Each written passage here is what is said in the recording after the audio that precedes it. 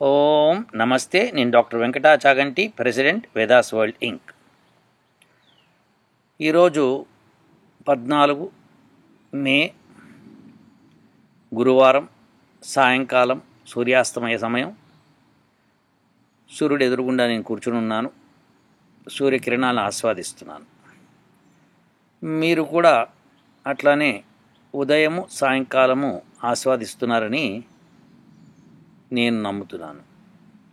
ఎందుకంటే ఇటువంటి వైరస్లకి ఇటువంటి వాటికి విరుగుడు సూర్యకిరణాలని చెప్పి ఈ రోజున గట్టిగా నమ్మడం మొదలుపెట్టారు సైంటిస్టులు కూడా. ఈ డి విటమిన్ తక్కువైన వాళ్ళకి ఇది తొందరగా వస్తుంది అని వాళ్ళు నిర్ధారణకు వస్తున్నారు. డి విటమిన్ ఉదయం సూర్యకిరణాల్లో ఉంటుంది అని, సూర్యకిరణాల ద్వారా మనకి లభిస్తుందని మనకు తెలుసు. సో ఇది ఇప్పుడు చిన్నప్పటి నుంచి తెలుసు మనకు ఆ విషయం. కాకపోతే ఈ వైరస్ డి విటమిన్ లోపం ఉన్న వాళ్ళకి వస్తుందని తెలియదు. మనం ఆల్రెడీ అథర్వణ వేదం నుంచి ఒక మంత్రాలు తీసి ఇదివరకే చెప్పాము, మనం నిరూపించాము, దాని ద్వారానే అవుతుందని చెప్పాము. ఆ తర్వాతనే సైంటిస్టులు చెప్పడం మొదలుపెట్టారు. Richard Weller MD is a dermatologist and sunlight researcher at the university of Edinburgh in the UK. Weller says he has looked at COVID-19 data in the United States and that there seems to be a correlation between the states that got a lot of sun and lower rates of death. I think there are probably several pathways by which sunlight and sun exposure may exert beneficial effects, he says. ఆయన ఈ Richard Vellar అని ఆయన research చేసి తెలుసుకున్నది ఏంటంటే, అమెరికాలో ఏ స్టేట్స్లో ఎక్కువ సన్లైట్ పడుతుందో అక్కడ డెత్ రేట్ తక్కువగా ఉందట ఈ కోవిడ్-19 మూలంగా. దాన్ని బట్టి ఆయన ఏమనుకుంటున్నారంటే, ఈ సన్లైటు సన్ ఎక్స్పోజరు డెఫినెట్గా బెనిఫిషియల్ ఎఫెక్ట్స్ ఇస్తుంది అని ఈ రోజున, అంటే ఇది మే 14వ తారీఖు రోజు, కానీ ఇది 2-3 రోజుల కింద వచ్చిన వార్త. ఇంకా ఏమంటుందంటే ఈ పేపర్లో, our best model predicts that కోవిడ్-19 risk will decrease this summer in the US largely due to the increase in the ultraviolet light as days become longer. చూసారా, చక్కగా చెప్పేస్తున్నారు. మనం ఎప్పుడో ఫిబ్రవరికి ముందర చెప్తే అల్ట్రావైలెట్ రేస్ మూలంగా ఈ రిస్క్ తగ్గుతుంది, తప్పకుండా అది పనికొస్తుంది, అందుకే నేను ఉదయం సాయంకాలము ఇలా సూర్యుడికి ఎదురుగుండా కూర్చొని మీతో మాట్లాడుతున్నాను కూడా చెప్పాను. చూసారా, ఇప్పుడు మళ్ళీ వాళ్ళు దానికి బెస్ట్ అని చెప్తున్నారు. ఇదే బెస్ట్ అని చెప్తున్నారు. ఇక్కడ చూడండి, అదే పేపర్లో వైటమిన్ డి అండ్ కోవిడ్-19. Vitamin D is an essential nutrient, which means the human body needs it but can't make it. Human బాడీకి డి విటమిన్ కావాలట, కానీ హ్యూమన్ బాడీ తయారు చేసుకోలేదట. While some foods contain vitamin D, కొన్ని ఫుడ్స్లో ఉంటుంది vitamin D, people have traditionally gotten most of their vitamin D from the sun. అసలు ప్రపంచంలో డి విటమిన్ అనేది ప్రజలందరికీ, మ్యాక్సిమం ప్రజలకి సన్ నుంచే వచ్చింది, సూర్యుడి నుంచే. When exposed to the ultraviolet light, a chemical reaction takes place in the skin that results in the production of vitamin D. ఆహాహాహా, చూసారా, మన అల్ట్రావైలెట్ లైటు డి విటమిన్ ఈ కోవిడ్-19 రాకుండా ఆపుతుంది. మనకు కనుక డి విటమిన్ డెఫిషియన్సీ ఉంటే మటుకు ప్రాబ్లము అని చెప్తున్నారు. కాబట్టి గబగబా సన్లైట్కి ఎక్స్పోజ్ అవ్వండి మీరందరూ కూడా. ఉదయము సాయంకాలము వేళల్లో సన్లో ఉండటం మర్చిపోకండి. ఇదిగోండి, ఇక్కడ స్పష్టం చేశారు. For a just publish study in the journal aging clinical and experimental research, researchers examine the average vitamin D levels among residents of different European countries. They found a correlation between low vitamin D levels and higher rates of కోవిడ్-19 infections. అంటే vitamin D తక్కువ ఉన్న వాళ్ళకి ఎక్కువగా కోవిడ్-19 వచ్చింది infection అని చెప్తున్నారు. అండ్ ఈవెన్ మోర్ సో కోవిడ్-19 డెత్స్. అంతేకాకుండా లో వైటమిన్ డి ఉన్న వాళ్ళకి కోవిడ్-19 డెత్స్ ఎక్కువగా ఉన్నాయి. కాబట్టి వైటమిన్ డి కావాల్సిందే. వైటమిన్ డి కావాలంటే అల్ట్రావైలెట్ లైట్ కావాల్సిందే. అల్ట్రావైలెట్ లైట్ న్యాచురల్గా కావాలంటే సన్లో పొద్దున్న సాయంకాలం కూర్చోవాల్సిందే. ఈ విషయం మనకి వేదం ఎప్పుడో చెప్పింది. ఆ విషయాన్ని మనం ఫిబ్రవరిలోనే తెలుసుకున్నాము. సైంటిస్టులు ఇప్పుడు మే మంత్కి వచ్చిన తర్వాత తెలుసుకుంటున్నారు. నమస్కారం, వేదమాతకు నమస్కారం. ఈ నాస్తికులు గోల ఏంటంటే, సైంటిస్టులు చెప్పిన తర్వాత మా దానిలో వేదంలో ఉందని చెప్తారంటే, కాదు నాయన, మేము చెప్పిన తర్వాతనే సైంటిస్టులు చెప్తున్నారు. ఈ విషయం తెలుసుకోవాలి మీరందరూ. ఈ నాస్తికులందరికీ మీరు బట్టి పట్టించాలి ఈ విషయాన్ని. సరే, అది పక్కన పెడదాం. ఇప్పుడు నిన్న మనము ఆనందాల గురించి బ్రహ్మశ్రీ గరికపాటి నరసింహారావు గారు చెప్పిన దానికి మనము ఉన్నటువంటి ఆనందాలు, అసలు ఆ ఆనందాలు ఏమిటి అన్నది తెలుసుకోవాలంటే మొట్టమొదట అసలు అటువంటి లోకాలు ఉన్నాయా ఇది తెలుసుకోవాలి. దీనికి మనము బృహదారణ్యకోపనిషత్తుకు వెళ్దాం. అందులో ఒక ఇన్సిడెన్స్ గురించి రాసి ఉంటుంది. ఏంటంటే విదేహరాజు జనకుడు, మరి సీత తండ్రా కాదా అన్నది ఇందులో స్పష్టంగా ఎక్కడ ఉండదు. జనకుడు, విదేహరాజు జనకుడు మంచిగా ఒక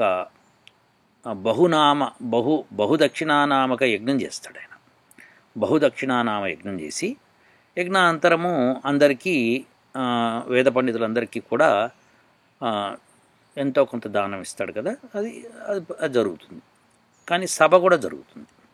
సభ జరిగినప్పుడు అందులో కొన్ని ముఖ్యమైన విషయాలు డిస్కస్ చేస్తారు. ఆ సభలో జనకుడు ఏం చేశాడంటే ఆయనకు ఒక మంచి ఆలోచన వచ్చింది. ఏంటంటే మీలో అతి బ్రహ్మజ్ఞాని ఎవరు, అందరికంటే ఎక్కువ బ్రహ్మజ్ఞాని ఎవరు, వాళ్ళు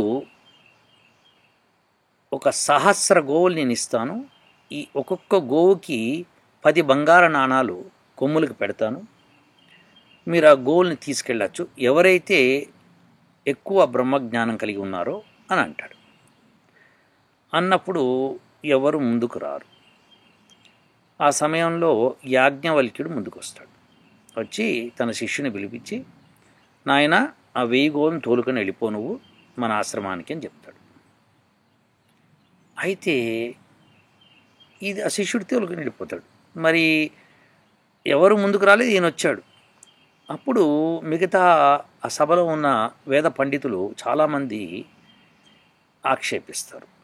ఏమనంటే నువ్వు బ్రహ్మజ్ఞానివని నిరూపించుకోకుండా ఎలా తోలుకెళ్తున్నావు అని వాళ్ళ ప్రశ్న. అప్పుడు ఆయన, మీలో మీరు ఎవరన్నా ప్రశ్నించదలుచుకుంటే ప్రశ్నించండి, నేను దానికి సమాధానం చెప్తాను, మీకు అనిపిస్తేనే, నేను బ్రహ్మజ్ఞాని అనిపిస్తేనే 1000 గోవులు నావి అని చెప్తాడు. దానికి విదేహరాజు జనకుడు అనుమతిస్తాడు. జనరల్గా జరిగే తంతే అది. అప్పుడు దానిలో చాలామంది అడుగుతారు, ప్రశ్నలు సమాధానం చెప్తుంటారు. అందులో గార్గి అని వేద పండితురాలు ఉంటుంది. ఒక ఆవిడ నేను ప్రశ్నిస్తానంట. అంటే యాజ్ఞవల్క్యుడు అడుగమ్మా అంటాడు. అంటే ఈ భూమి దేనిలో ఓతప్రోతమైంది అని అడుగుతుంది. అంటే దేనిలో ఓతప్రోతం అంటే ఏంటో ఫస్ట్ మీ అందరికీ తెలవాలి. ఓతప్రోతం అంటే నిలువుగా అడ్డంగా శుభ్రంగా కుట్టేయడాన్ని ఓతప్రోతము అంటారు. అంటే ఏంటంటే మీరు ఒక మ్యాట్రిక్స్ లాగా ఇమాజిన్ చేయండి, దానిలో ఆ పదార్థం ఉందనుకోండి, అప్పుడు దాన్ని ఓతప్రోతమై ఉందంటారు అనమాట. సో అది మనకి ఇప్పుడు అడిగిన ప్రశ్న ఏంటంటే, గార్గి గారు ఈ భూమి దేనిలో ఓతప్రోతమైందంటే జలములో. ఈ జలము దేనిలో ఓతప్రోతమైంది? సో అప్పుడు ఆయన వాయువులో అంటాడు. వాయులోకంలో, జలలోకము, భూమి అంటే భూలోకాలన్నీ కూడా జలలోకంలో ఓతప్రోతాలై ఉన్నాయి అని చెప్తాడు. అట్లని జలలోకము వాయులోకంలో ఓతప్రోతమైందని చెప్తాడు. సో ఇది రెండోది. వాయువు దేనిలో ఓతప్రోతమైందని మళ్ళీ అడుగుతుంది. అడిగితే ఆయన అంతరిక్షంలో అని చెప్తాడు, అంతరిక్ష లోకాల్లో అంటాడు. ఇది మూడోది. అప్పుడు ఆవిడ అంతరిక్ష లోకాలు దేనిలో ఓతప్రోతమై అని అడుగుతుంది. ఆయన గంధర్వలోకాల్లో ఓతప్రోతమైంది అని చెప్తాడు. గంధర్వలోకాలు ఎందులో ఓతప్రోతమై ఉన్నాయని అడుగుతుంది. అడిగితే ఆయన అది ఆదిత్యలోకాల్లో ఓతప్రోతమై ఉన్నాయని చెప్తాడు. మరి ఆదిత్యలోకాలు దేనిలో ఓతప్రోతమై ఉన్నాయి అని అంటే అది చంద్రలోకంలో ఓతప్రోతమై ఉందని చెప్తాడు. ఈ చంద్రలోకాలు ఎందులో ఓతప్రోతమై ఉన్నాయని అడుగుతుంది. మళ్ళీ అడిగితే నక్షత్రలోకాల్లో ఓతప్రోతమై ఉన్నాయని చెప్తాడు. మరి నక్షత్రలోకాలు ఎందులో ఓతప్రోతమై ఉన్నాయి అని అడుగుతుంది. నక్షత్రలోకాలు దేవలోకంలో ఓతప్రోతమై ఉన్నాయని చెప్తాడు. మరి దేవలోకాలు ఎందులో ఓతప్రోతమై ఉన్నాయని అడుగుతుంది. దానికి యాజ్ఞవల్క్యుడు ఇంద్రలోకంలో ఓతప్రోతమై ఉన్నాయని చెప్తాడు. మరి ఇంద్రలోకం దేనిలో? ప్రజాపతి లోకంలో అని చెప్తాడు. మరి ప్రజాపతి లోకం దేనిలో? బ్రహ్మలోకంలో అని చెప్తాడు. మరి బ్రహ్మలోకం దేనిలో అని అడుగుతుంది. తల పగిలిపోతుంది గారికి. అలా అడగకూడదు, అతి ప్రశ్న వేయకూడదు.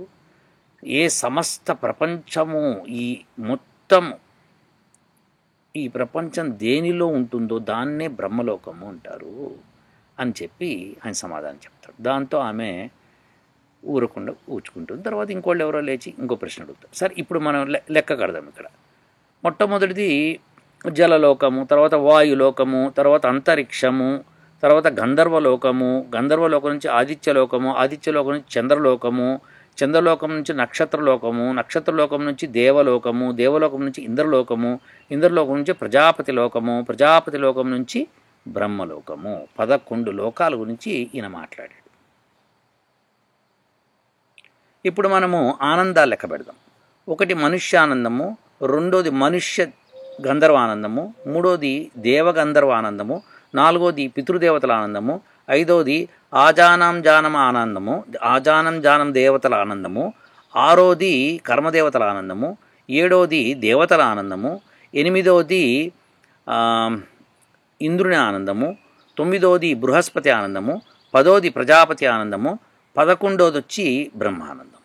సో ఇప్పుడు ఈ లోకాలు, ఈ ఆనందాలు, వీటి విషయం మనం తెలుసుకోవాలండి. అసలు మనుష్య ఆనందం అంటే ఏమిటి, మనుష్య గంధర్వ ఆనందం అంటే ఏంటి, ఈ విషయాలు మనము బాగా తెలుసుకోవాలి. ఇది తెలుసుకోవాలంటే ఈ లోకాలు మొదట తెలవాలి కదా మనకి. అందుకని లోకాల పేర్లు చెప్పాను. మరి 7 లోకాలే అన్నారు కదండి, మరి ఈ 11 లోకాలు ఏమిటి అన్నది ప్రశ్న అన్నమాట. దీన్ని తెలుసుకోవాలంటే మరి వేద జ్ఞానాన్ని తెలుసుకుంటూ పోవటం అంటే సామాన్య విషయం కాదు. మనకి మన శాస్త్రాలు ఎక్కడా ఒకదాంతో ఒకటి విభేదించవు. సో ఈ శాస్త్రాలని అర్థం చేసుకునే పద్ధతి ఎలా ఉంటుందో చెప్తాను చూడండి. ఇప్పుడు అన్నిటికంటే చిన్నది ఏమిటి అని అడిగారు అనుకోండి, ఇప్పుడు ఫిజిక్స్లోనే కెమిస్ట్రీలోనే అడిగారు అనుకోండి, మనం సబాటమిక్ పార్టికల్స్ అని చెప్తాం. సరే, అవి ఏంటివంటే ఇవి చెప్తాం. ఇదివరకు ఏం చెప్పారు, ఎలక్ట్రాన్, ప్రోటాన్, న్యూట్రాన్ అని చెప్పి దానికంటే చిన్నవి ఉన్నాయి. ఒక్కొక్క ఎలక్ట్రాన్ దేంతోనో తయారవుతుంది, ప్రోటాన్ దేంతోనో తయారవుతుంది, ఇట్లా చెప్పుకుంటూ వచ్చారు. సో ఇలా అయితే ఇప్పుడు ఎలక్ట్రాన్ చిన్నది అంటే ఏ సెన్స్లో చిన్నది అన్నది ఇంపార్టెంట్. అలానే ప్రోటాన్ చిన్నది అంటే ఏ సెన్స్లో చిన్నది, ఇది కావాలన్నమాట. సో అట్లానే లోకాలు అన్నప్పుడు 7 లోకాలు ఏ సెన్స్లో, ఈ 7 లోకాలు, ఈ 11 లోకాలు ఏ సెన్స్లో, ఇది మనకు కావాలి. సో ఇది తెలుసుకోవడం అన్నది బ్రహ్మాండమైన జ్ఞానం ఇది. సో మెల్లమెల్లగా తెలుసుకుందరు మీరు కూడా. సో నేను మెల్లమెల్లగా చెప్పడం మొదలు పెడతాను. ప్రస్తుతానికైతే ఈ 11 లోకాలు, 7 లోకాలు కాకుండా 11 లోకాలు. ఈ 7 లోకాల్లో భూః భువః స్వః మహః జనః తపః సత్యం, ఈ 7 మరి ఈ 11 ఈ 7 ఉంటాయంటే అవునండి, ఇది ఇంపార్టెంట్ అన్నమాట. కాబట్టి ఏ లోకాల్లో ఏ ఉంటాయో మనం తెలుసుకోవాలి. ఇప్పుడు ఫర్ ఎగ్జాంపుల్ భూమి, జలము, వాయువు అన్నాం. భూర్భువః స్వః అంటే భూ అన్నప్పుడు ఏమేమి వస్తాయి దీనిలోకి, భూమి, జలము, వాయువు. తర్వాత భువః అంతరిక్షం, దానిలోకి ఏమేమి వస్తాయి, ఇలా తెలుసుకుంటూ పోవాలన్నమాట. సో ఈ విషయాలు మళ్ళీ మనము ఇంకొక ఎపిసోడ్లో మాట్లాడుకుందాము.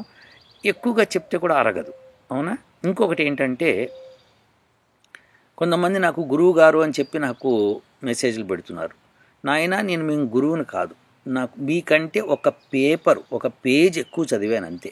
ఆ ఒక్క పేజ్ ఎక్స్ట్రా ఉన్నది నాకు తెలుసు కాబట్టి నేను చెప్తున్నాను. మనం అంతా ఒకటే క్లాస్ రూమ్లో ఉన్నాం, ఓకే, అందరము సమానంగా ఉన్నాము. కాకపోతే ఒకళ్ళు ముందు బెంచ్లో, ఒకళ్ళు వెనక బెంచ్లో కూర్చుని ఉన్నాం అంతే. సో ముందు బెంచ్లో కూర్చున్నంత మాత్రాన గురువుని ఎట్లా అవుతాను చెప్పండి, అవను కదా. కాబట్టి మీరేం చేస్తారంటే నన్ను మీతో పాటు సమానంగా చూసుకోండి. ఏదో ఒక పేజ్ ఎక్స్ట్రా చదివాను కాబట్టి మీకంటే ఒక మార్క్ ఎక్స్ట్రా వచ్చింది కాబట్టి ఎలా వచ్చిందో తెలుసుకోండి, సరిపోతుంది. నిజంగా మీరు గురువు అని అనిపించుకోవాలి, నేను అనిపించుకోవాలి అంటే మీరు అంధకారం నుంచి బయటికి రావాలి. అంధకారం నుంచి బయటికి రావడం అంటే ఏమిటి, మీకు ఏదైతే అజ్ఞానం ఉందో దాన్ని తొలగించుకొని జ్ఞానం వైపు చదవాలి. అంటే వేదం చదవాలి, వేదం కోసం కృషి చేయాలి. అంటే సంస్కృతం నేర్చుకుంటూ వేదం ఎలా చదవాలి, ఎందుకు చదవాలి, దానిలో ఉన్న జ్ఞానం ఏంటి, దాని మూలంగా వచ్చే ఆనందం ఏంటి, ఇది తెలుసుకోవాలి కదండి. ఇది తెలుసుకోవాలంటే ఖచ్చితంగా మీకు ఈ వేదం చదవాల్సింది. వేదం చదవని అజ్ఞానులకి ఎంత సైన్స్ ప్రోగ్రెస్ అయినా వేద జ్ఞానం లేకపోతే మీకు ఆనందం రాదు. సుఖం వస్తుందేమో కానీ ఆనందం రాదు. ఆనందం లేకుండా జీవితం వ్యర్థం నాయన. కాబట్టి తప్పదు, ఆనందం కావాలంటే వేదం ఉంచి చదవాల్సిందే. కాబట్టి మీకు ఆనందం వచ్చిన రోజున అప్పుడు నిజంగా డాక్టర్ వెంకటాచాగంటి చెప్పడం మూలంగా నాకు ఈ జ్ఞానం వచ్చింది అనుకున్నప్పుడు నేను మీకు గురువును, లేకపోతే కాదు. అప్పటిదాకా పరమాత్ముడే గురువు మీకు. ఉంటానండి. ఓం